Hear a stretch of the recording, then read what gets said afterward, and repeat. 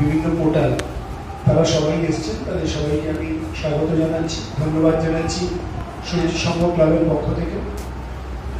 আমরা আপনারা জানেন যে একটি খেলার পর আমাদের যিনি কোচ রঞ্জন ভট্টাচার্য, স্বনামধন্য ফুটবলার, তার একটি মন্তব্যকে ঘিরে কলকাতা ময়দানে অনেক আলোচনা হচ্ছে, অনেক সমালোচিত হচ্ছে।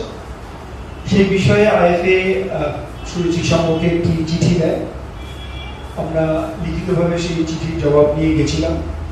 তো সেখানে আমাদের IFA secretary, president, vice president, joint secretary সহ সবাই ছিলেন। সুরুচি সংঘের পক্ষ থেকে আমি এবং আমার কোচ গেছিলাম, আমরা কথাও বলি।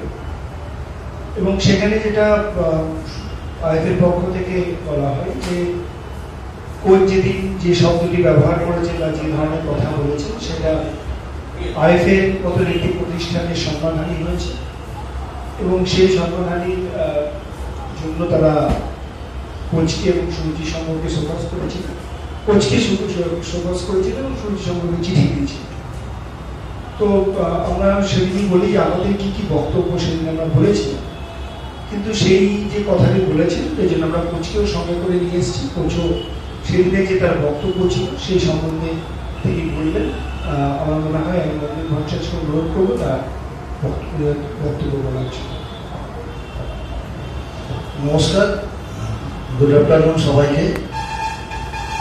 সেদিনের ঘটনা যেটা আপনারা শুনেছেন আর কি, খেলাটা ছিল 5 তারিখ।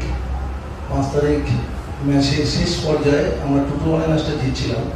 শেষ পর্যায়ে একটা অকস্মাৎ আমরা গোল কনসিড করি, যেটা অনভিপ্রেত একদমই। যাই হোক, এটাই ফুটবল। তো তারপরে আমি একটু ডিসঅ্যাপয়েন্টেড হয়ে যাই। আমরা একটু 1 নম্বরে ছিলাম, একটা ম্যাচ কম খেলি। তো সেই জায়গা থেকে ম্যাচের পর যখন সাংবাদিকরা আমার কাছে আসে, আমি একটু কথা বলতে বলতে উত্তেজনায় একটা হিট অফ দ্য মোমেন্টে 2-3টে আমি টার্মিনোলজি ইউজ করেছিলাম আইএফএ কথা বলতে গিয়ে। যদিও আইএফএ সচিবকে সম্মান জানিয়ে ওখানে সব কথাটা বলেছি আমি, বাট কিছু কিছু জায়গায় আমার মনে হয়েছে যেটা আমার ক্যারেক্টারে কোনো সময় এ ধরনের কথাবার্তা আসে না। ওই হিট অফ দ্য মোমেন্টে বা ম্যাচের পর যেটা হয় আর কি, একটা খেলোয়াড় ইনসাইড যখন খেলা হয় খুব উত্তেজনা, এবং ম্যাচের পরে মেনলি কোচেরা। তো সেই জায়গায় সেদিনকে আমি একটুখানি আমার নিজের কন্ট্রোল হারিয়ে ফেলেছিলাম। ফেলে দুটো কথা আমি চক্রান্ত একটি টার্মিনোলজি আমি মানে ব্যবহার করেছিলাম। তো সেই জায়গা থেকে খেলার যে ইয়েটা ছিল আর কি, মোমেন্টাম ছিল, যে রিদিমটা ছিল, দীর্ঘদিন রেস্ট ওভার একটু নষ্ট হয়েছিল আমাদের। তো যাই হোক, সে ব্যাপারে আমি বিস্তারিত যাচ্ছি না, আমাকে জানিয়েছি যে কথাগুলো।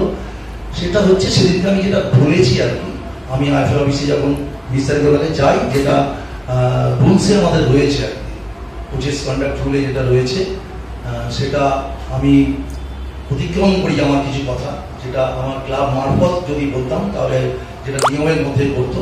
তো সেই জায়গা থেকে আমার ভুলই হয়েছে, এবং যেটা আমার মানে চারিত্রিক ইয়ে বলতে পারেন যে কোনো সময় আমি কাউকে আঘাত দিয়ে কথা বলার চেষ্টা করি না। এবং সেদিনকেও যেটুকু বলেছি, সেই সময় কিন্তু আমার মাথায় কোনো সময়ই ছিল না আমার পেরেন্ট বডি, অর্থাৎ আমি কোচিং করি আইএফএর আন্ডারে, তো আইএফএ কে ইন্ডিয়ান ফুটবল অ্যাসোসিয়েশনকে কোনো অপমান করবো এই ধরনের সেই সময় কিন্তু আমার মাথায় কাজ ছিল না, বা আগে থেকেই কোনো সময় কোনো প্ল্যানিংই ছিল না। এটা অকস্মাৎ একটা হয়েছে, এটা অকস্মাৎ ভুল। তার জন্য আমি সেদিনকে দুঃখ প্রকাশ করেছি এবং অনুতপ্ত হয়েছি, সেটাও আমি জানিয়েছি। এবং আজকেও ওনারা যে সিদ্ধান্ত নিয়েছিলেন সেদিনকে, সেটা ক্লাবের ডাইরেকশন আমি মান্যতা দিয়ে আজকে আমি আপনাদের সামনে এসেছি। এবং এটুকু আমি বলতে পারি যে তার জন্য আমি সেদিনের যে চক্রান্ত কথাটা বলা, যে আইএফএ চক্রান্ত করছে, এটা ভীষণভাবে আইএফএকে হার্ট করেছে আধিকারিকদের, এবং সেটা আমিও নিজে বুঝতে পেরেছি, পরে ইন্টারপ্রাইজ যেমন শুনি আর। তো সেই জায়গা থেকে একটা কথাই বলবো যে সম্পূর্ণ এটা অনিচ্ছাকৃত ছিল, এবং হিট অফ দ্য মুভমেন্টে আমি কিছু আপনার ওয়ার্ড ইউজ করি, শব্দ চয়নে আমার সেদিনকে হয়তো সেই হিট অফ দ্য মুভমেন্ট আমি সঠিক শব্দ চয়ন করতে পারিনি। তো এর জন্য আমি আবারও বলছি আপনাদের মাধ্যমে যে জন্য দুঃখিত আমি, এবং ভীষণভাবে অনুতপ্ত। এবং এটা যদি সত্যিকারে সবাইকে হার্ট করে থাকে বাংলার ফুটবলের স্বার্থে, এবং বাংলা নিয়ম সংস্থার সমস্ত নিয়ম কানুন যাতে ওরা ঠিকভাবে মান্যতা দেয়, এই যদি আমার ভুল হয়ে থাকে এর জন্য আমি ক্ষমা প্রার্থী। আর আগামী দিন বাংলার ফুটবল আরও ভালোভাবে এগোক, সবাই মান্যতা দিয়ে হোক, এটা হিট অফ দ্য মুভমেন্টই যা হয়েছে সবটা হয়েছে। ধন্যবাদ।